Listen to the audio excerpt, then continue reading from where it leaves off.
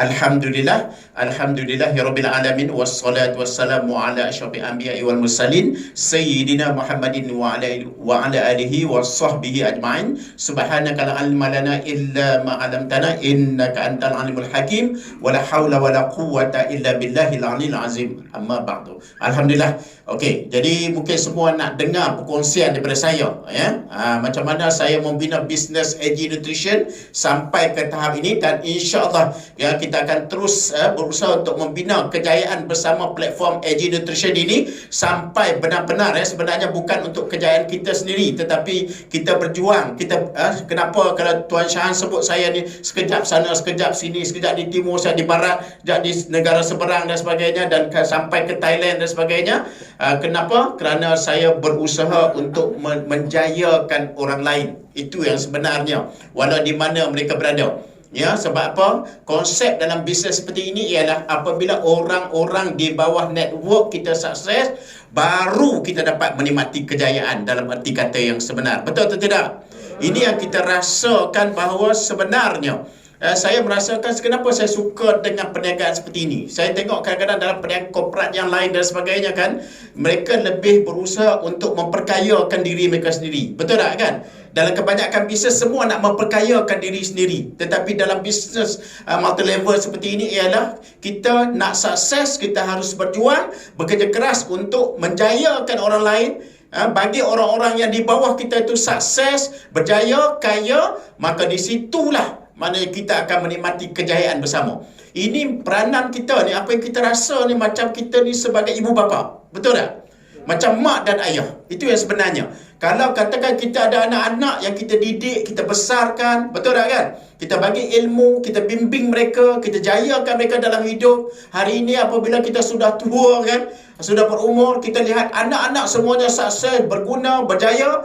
Bagaimana nasib ibu dan ayah? InsyaAllah terjaga. Betul tak kan? InsyaAllah terjaga. Sebab itu kalau kita ambil benda yang paling mudah, itu kadang-kadang waktu kita ingat masa zaman kita kecil-kecil, macam saya sendiri keluarga adik-beradik saya 10 orang. Jadi memang kalau adik-beradik 10 orang ni, mak bapak pula bukan orang senang, bukan orang susah, maka kadang kita dapat merasai kesusahan itu. Cuma kita tak kenal arti susah itu saja. Kita dah hidup macam tu, kita accept saja. Betul tak kan? Kalau kadang-kadang ikan kembung tu kan, kadang-kadang bahagi 3 tu biasa. Sampai macam tu kan. Bahagi 3 tu biasa. Sebab orang kata hidup dalam keadaan susah dan sebagainya. Ya, waktu itu susah. Malah kadang-kadang waktu susah itu, adik-beradik pun tak suka. Betul tak kan? Betul kan? Adik-beradik pun tak suka. Mak saudara pun tak suka sebab kita orang susah. Itu keadaan dia. Tapi hari ini, mak dan ayah yang susah hari ini menikmati kesenangan. Betul tak hidupnya? Dia jadi terbalik. Waktu kecil kita susah, tetapi waktu dewasa, semuanya menjadi senang. Betul tak kan? Kita jealous lagi kepada orang-orang yang ada keluarga dan adik-beradik yang ramai. Kalau ada 1 orang anak, 2 anak, tak boleh balik kampung, sunyi, sepi lah. Betul tak? Perasaan mak dan ayah. Tapi kalau dah ramai, kau ni tak boleh balik, kau ni dapat balik. Betul tak? Sentiasa orang kata bahagia dan meriah. Jadi itu sebagai perlambangan saya nak sebutkan. Ya, okey. Jadi sebenarnya kalau ikut saya beritahu sedikit profil saya yang awal, iaitu saya lulus, kalau kelulusan tu Universiti Melaya, kemudian dalam bidang ekonomi, kemudian saya bermula kerjaya sebagai seorang guru sebenarnya. Okey, di situ bagi saya kadang-kadang duduk di KL, kita duduk di kawasan Lembah Kelang, agak-agak satu kerja cukup atau tidak nak menampung kita punya keperluan hidup. Saya mau tanya ni malam ni. Satu kerja cukup atau tidak? Tak cukup. Dan kadang-kadang kerja ni kita fikir dah, kita boleh jangka. Kalau kita waktu itu, walaupun saya dah start bekerja, tapi saya dah ada pantun untuk diri sendiri. Apa dia? Pergi pagi, balik petang. Dapat gaji, pandai sambung kan, bayar hutang. Itu adalah life kita setiap hari. Betul tak kan? Kalau nama kita nak menyimpan tu, payah nak menyimpan. Kadang-kadang dengan makan gaji ni waktu awal dapat gaji je nampak sekejap je, seronok sikit.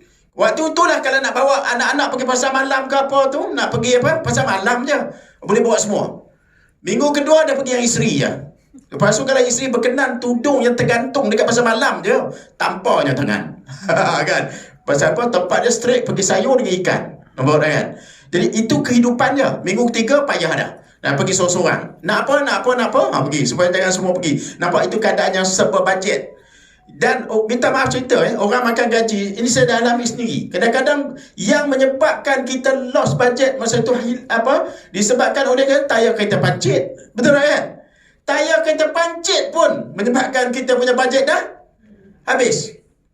Betul tak? Lepas tu nak tukar tayar kereta tu, terpaksa mana? Tengok yang ke atas tu, yang bersusun ke atas untuk orang dewa kayangan tu. Kan? Betul tak? Yang mahal tu untuk orang kayangan belakang. Kita kat mana? Tanya-tanya harga, lepas tu tanya yang apa? Tayar apa? Second hand. Kat mana? Ke belakang sekali. Ikutlah dia pergi yang belakang tayar second hand. Lepas tu ada lagi tak lagi murah? Tanya pula, ada lagi tak yang lagi murah? Dia tunjuk tu kat luar. Yang dah ada nyamuk bersarang tu. Itu free dia kata. Pada muka kita. Itu saya nak cerita realitinya. Keadaan dia. Tapi dalam keadaan macam itu pun, kita, macam saya sendiri, saya cakap, saya pandang negatif terhadap bisnes MLM. Saya cakap tu serang.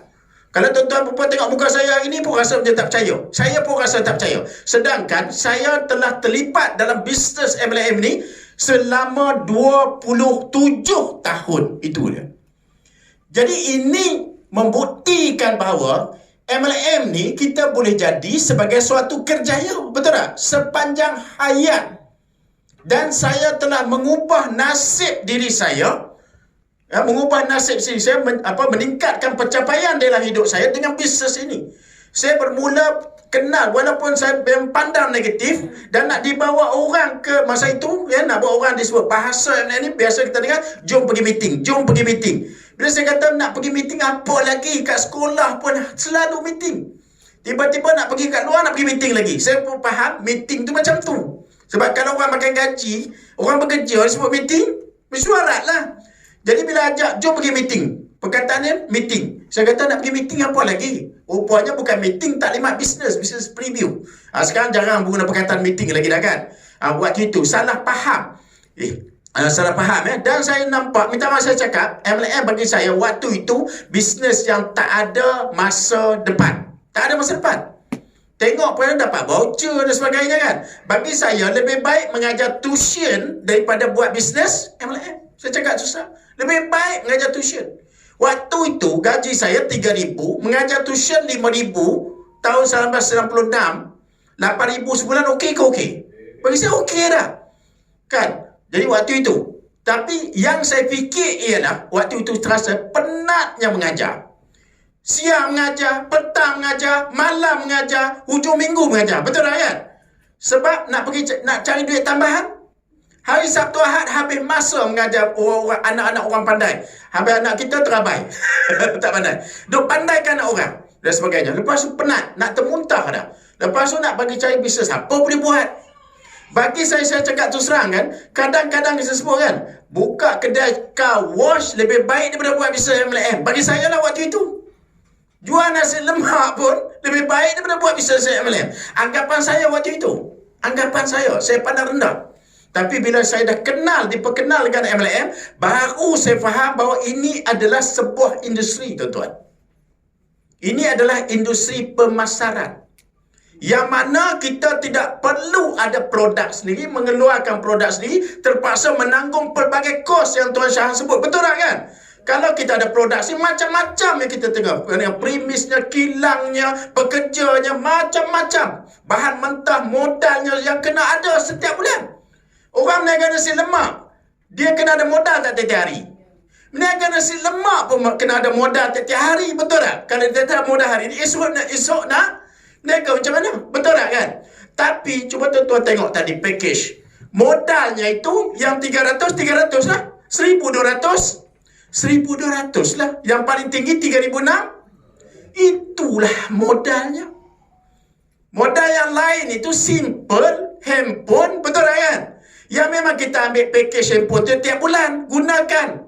Maknanya ini satu bisnes yang menggunakan apa yang ada pada diri kita, yang asasnya dah ada dari kita, dah boleh start dah bisnes ni. Itu yang saya nak sebutkan. Ya, okey. Jadi kalau tuan-tuan, saya nak bagi pergi lebih mendalam. Okey, kita ada 5 ciri-ciri. Saya nak bagi panduan, tuan-tuan. Bila tuan-tuan nak memilih satu platform, ini adalah pegangan, ya, dan ini adalah pandangan ulama, dan ini adalah pegangan saya. Sebab saya melanjutkan pengajian dalam bidang fiqh in muamalat di Konstitusi Islam Antarabangsa pada tahun 2008. Fokus saya ialah kepada konsep bisnes MLM konvensional dan syariah. Itu bidang saya. Dan saya siapkan tesis. Tesis saya alhamdulillah juga menjadi rujukan JAKIM, Jabatan Kemajuan Islam Malaysia. Tesis saya sendiri, ya, dan dibentangkan oleh dekan saya di seminar antarabangsa di Langkawi. Masa itu dekan universiti minta izin untuk guna tesis saya, dia nak bentang di seminar antarabangsa ekonomi di Langkawi tentang konsep business networking. Alhamdulillah. Itu yang saya hasilkan. Sebab tu saya ni kalau ikut sebenarnya juga mendapat tawaran sebagai lecturer di universiti dalam bidang business networking ini. Tapi saya tolak. Saya lebih suka minat pada apa yang saya usahakan. Okey, 5 ciri-ciri ni tuan-tuan ambil, ya. Okey, 5 ciri-ciri. Yang pertama, kalau kita nak pilih satu platform macam contoh dengan AG, ya. Yang pertama, adakah bisnes ini mendatangkan kebaikan pada orang ramai? Manfaat atau kebaikan? Saya nak tanya terus terang. Kita dah buat AG Nutrition ni, nampak tak kebaikan dia? Nampak tak manfaat dia? Paling kurang 2 manfaat. Betul tak? Manfaat kesihatan, manfaat kewangan, income. Betul tak? Jelas. Lulus yang pertama. Dia ada manfaat. Okey. Yang kedua, ya, itu yang kita kata, itu yang pertama dah lulus. Okey. Yang kedua, ya, dia membantu dalam pengembangan ilmu, pengalaman dan meningkatkan meningkatkan kesedaran wawasan hidup kita. Nampak tak? Yang kedua, apa dia tadi? Menambahkan ilmu. Kita hadir pun dapat ilmu. Yang kedua apa? Pengalaman. Dan yang ketiga ialah wawasan hidup. Sebab bila kita jual bisnes ini, baru kita ada wawasan hidup. Setuju atau tidak? Sebelum ni kadang-kadang kita ikut arus saja dalam hidup kita. Tapi bila kita jual bisnes ini, kita sudah ada perancangan, setting, ada goal kita untuk masa depan kita. Ini yang dikatakan perkara yang kedua. Perkara yang ketiga, bisnes ini, adakah dia membantu membina dan menaikkan imej kita, nama baik kita? Ada atau tidak? Ada. Dengan bukan mana banyak perubahan, banyak transformasi yang berlaku. Setuju kan? Membina nama baik kita dalam bisnes ni. Kenapa? Kerana kita terlibat dalam real business. Ada produk tak? Ada syarikat tak? Ada sijil tak? Ada pengiktirafan tak? Nampak tak? Ada produk tak? Semua ada, komplit. Dengan sistem dan sebagainya. Dan diterima tak di seluruh dunia? Diterima. Nampak tak? Lulus dengan cemerlang. AG Nutrition lulus dengan cemerlang. Okey. Yang ke berapa ni? Keempat. Yang keempat, adakah usaha bisnes yang kita buat ini membantu meningkatkan dari segi perhubungan yang baik sesama kita? Ada tak jadi? Berapa ramai daripada kita yang sebelum ni tidak kenal mengenal? Betul tak kan? Melalui jalan bisnes ni kita dapat apa? Saling kenal mengenal. Bukan saja dalam negara, malah di luar negara. Meningkatkan, mengeratkan hubungan silaturahim. Perhubungan yang baik. Dia tidak membawa pada pemusuhan tetapi kemarahan, tetapi bila buat bisnes yang baik, dia akan merapatkan hubungan. Sampai saya dapat rasa, kita dapat feel ini. Kita pergi ke mana-mana, kita dilayan dengan baik. Sampai kadang-kadang saya ni kan, saya tak perlu makan di kedai sampai tahap macam tu. Mana-mana saya pergi, dijamu makan. Meriah dengan makan. Tak larat nak makan. Betul tak? Mana ini adalah maknanya kenapa? Kerana kita buat sesuatu yang baik, maka kita dapat kembali sesuatu yang baik kepada kita. Ada lagi tak? Yang keberapa? Kelima. Yang kelima, bisnes yang kita buat ini, dia mesti memberi apa yang dikatakan win-win situation. Mesti memberi keadaan, memenangkan semua pihak yang terlibat. Syarikat menang tak? Syarikat menang. Leader-leader menang tak?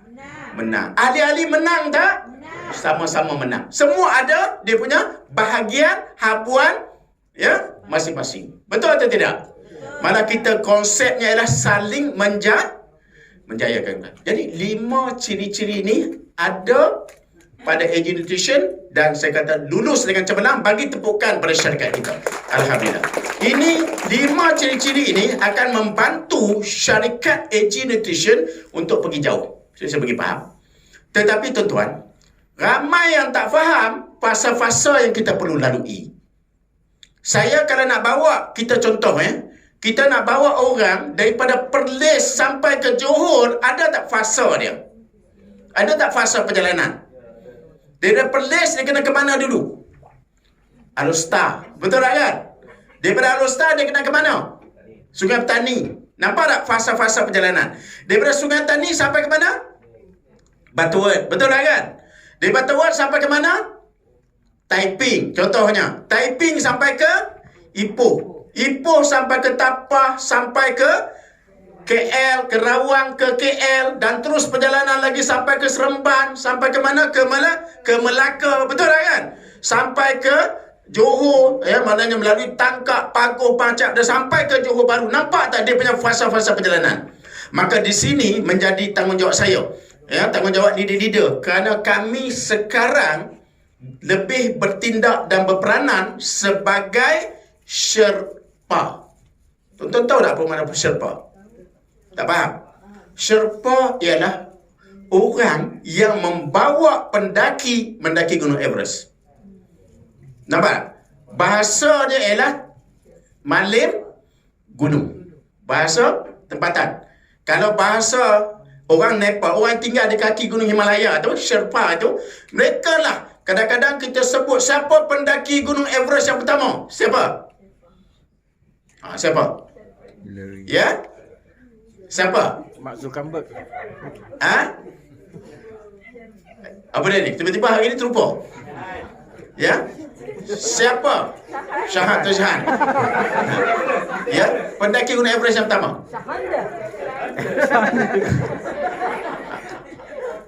Ya? Apa tu? Apa tu?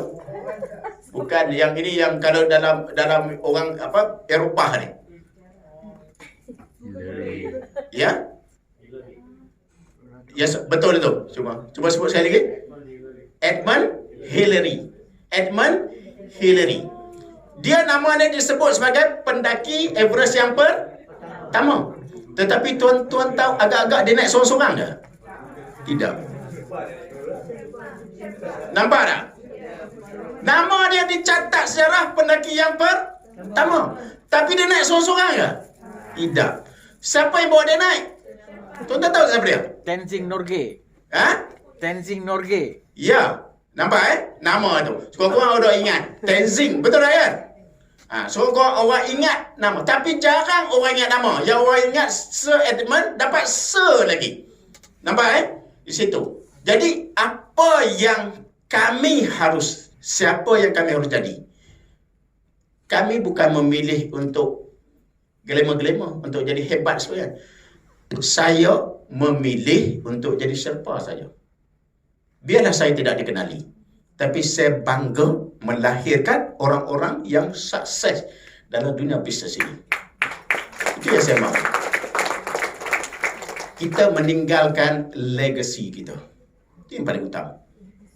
Kita menjayakan semua orang. Jadi bisnes ini bukan bisnes untuk kita nak tunjulkan kehebatan diri kita, tidak. Bukan.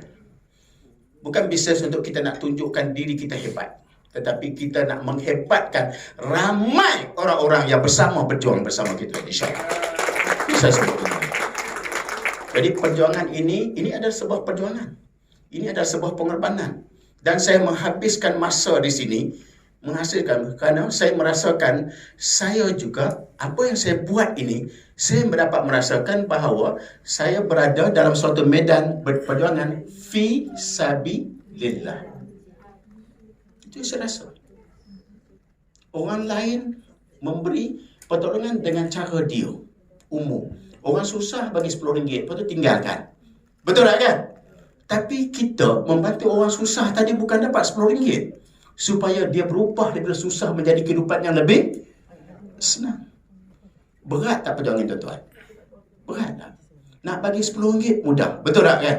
Tapi nak mengubah kehidupan orang ramai daripada susah menjadi senang, senang atau susah? Kita memilih perjuangan ini. Itu yang saya sebutkan. Sebab kita, peluang bagi kita ialah untuk mendapat income, sesuatu yang luar biasa, sesuatu yang berlipat kali ganda. Yang berlipat kali ganda ni tuan-tuan, kalau melihat pemimpin-pemimpin mendapat hasil perjuangan mereka, tidak hairan, kerana dalam Al-Quran pun Allah sebut. Allah kata bandingan orang-orang yang membelanjakan hartanya di jalan Allah. Tuan-tuan, saya pergi ke Indonesia untuk membangun menjadikan orang sana. Saya membawa duit, modal. Dan saya bawa modal itu, saya niatkan saya membelanjakan uang itu di jalan Allah. Kerana saya nak menolong orang-orang di saya untuk mengubah kehidupan lebih senang. Betul atau tidak? Bukan sekadar kita bersedekah, bukan kita sekadar infak. Jangan salah faham. Jangan salah faham. Kita hari ini kita pergi ke sana, kita pergi ke sini. Betul atau tidak? Sebenarnya niat yang tersemat di hati kita ialah nak menolong orang. Setuju ke tidak? Jadi itu juga ialah jalan fi sabilillah yang Allah berkati, Allah rahmati.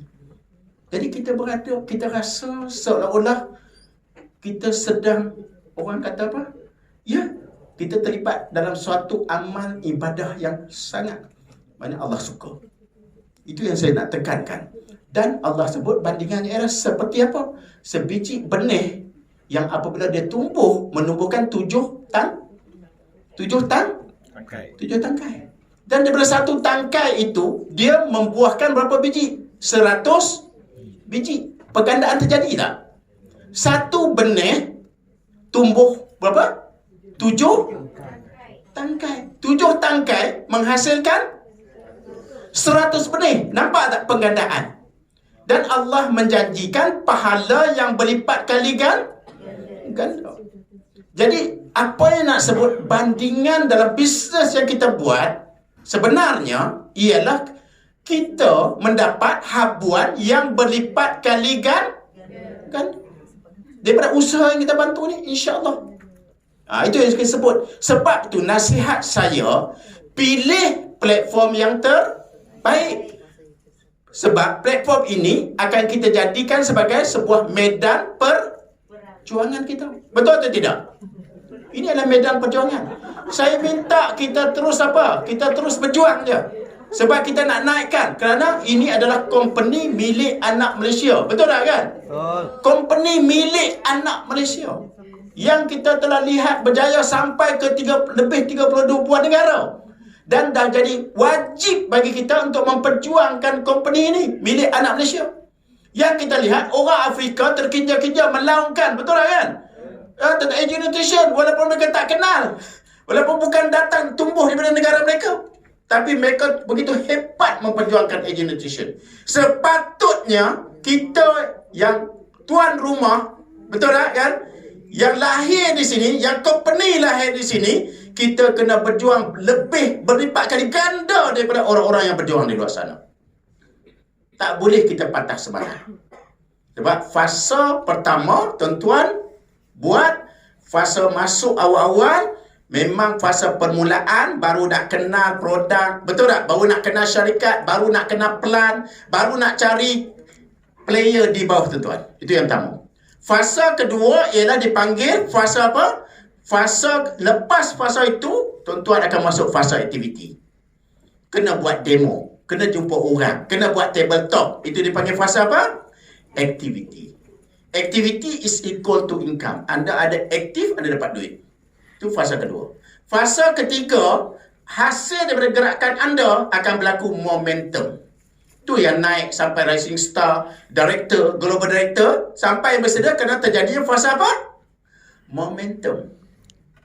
Fasa yang keempat, Tuan Syahan sebut, fasa mencabar. Dia panggil fasa organik. Fasa, orang seronok bercerita pasal fasa momentum. Tapi dia terlupa, dia akan melalui fasa apa? Organik. Tak faham fasa organik, saya kata bahas paling mudah, fasa penyuraian trafik. Ada yang ke kanan, ada yang ke kiri, ada yang accident, dan ada yang meneruskan perjalanan. Saya bagi tepukan pada yang ada di luar ini, keadaan anda memilih untuk meneruskan perjalanan. Nampak atau tidak? Mereka yang keluar akan tertinggal. Itu saja. Itu fasa besok. Itu bahasa saya dah melalui. Sebab tu saya bercakap. Kerana saya dah melalui dah. Dan fasa yang kelima ialah fasa ledakan. Bagi tepukan. Betul-betul. Fasa ledakan. Dia akan berlaku lagi satu ledakan yang lebih dahsyat daripada fasa momentum yang lepas. Yes. Bagi siapa-siapa yang terus bersabar. Dia akan lihat. Orang yang berhenti, dia akan tengok nanti. Dia akan menyesal nanti. Fasa ledakan. Ledakan dia bukan berlaku sekali. Itu momentum. Tapi ledakan akan berlaku, akan melihat bagaimana AG Nutrition akan menjadi jauh lebih hebat, lebih besar. Seperti yang digambarkan. Itu garis dia. Dan fasa yang kita akan sampai seterusnya seperti MW yang ada pada hari ini ialah fasa stability. Stabil je dia. Betul tak kan? Tak nampak pun aktif pun. Tak nampak. Pernah jumpa tak orang MW buat demo? Ada tak? Tak pernah nampak. Tetapi stabil je. Kita akan sampai kepada fasa stability. Tapi tuan, perempuan kena sabar bersama untuk terus berjuang bersama-sama. Pilih AG Nutrition, tutup mata bagi yang lain, fokus betul-betul, buat sungguh-sungguh, bina, dan insya-Allah kita akan sukses bersama-sama. Itu saja amanat saya pada malam ini. Sekian. Wabillahi taufiq wal hidayah. Wassalamualaikum warahmatullahi wabarakatuh.